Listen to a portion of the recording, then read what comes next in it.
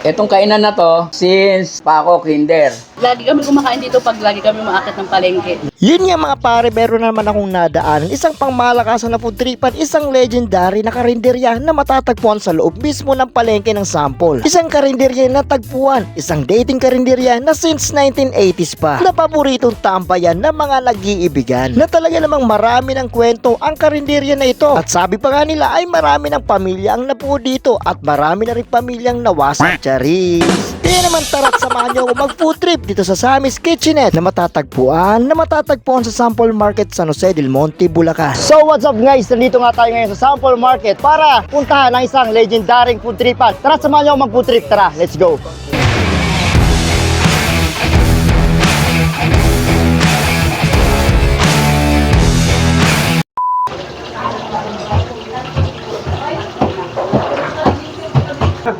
Ate, magkano dyan? 90.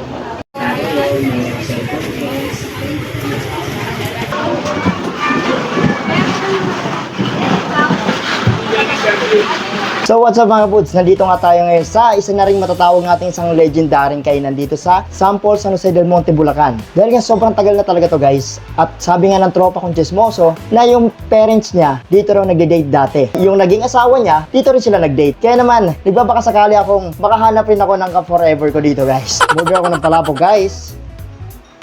Order din ako ng tokwat baboy. Oh. Yummy! Order din ako ng kanilang lugaw na may laman na siya. Kaya solid to.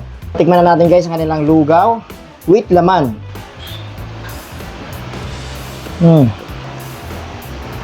Okay, panalo, masarap. Tsaka matagal na talaga sila ditong kainan. So ngayon guys, tikman naman natin ang kanilang tokwat baboy. Oh? Wow! Meron siyang itlog, may tokwa, syempre may ano ng baboy. Fish nga ata to. Oh. Tapos meron siyang sibuyas, may suka. So tikman natin. Unang kagat, lahat agad. Panalo guys. Pangalawang kagat. Grabe, ang sarap. Wow. Cheers. Talagang solid guys. Yung suka, masarap din yung suka nila. Tikman na natin ang kanilang palabok. Isa na rin to sa mga paborito ng mga customers dito. Pag pupunta dito, palabok ang hinahanap din. Cheers!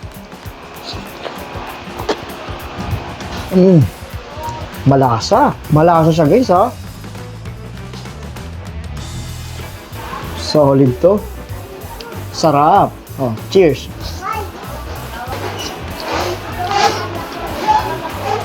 Sabi nga kanina nakausap ko, Etong kainan na to, since ano pa ako kinder. Ako 57 years old na ngayon. Hanggang ngayon active siya. Anong araw pa dito talagang patok dito yung kagaya niya patok. Lugaw, palabok.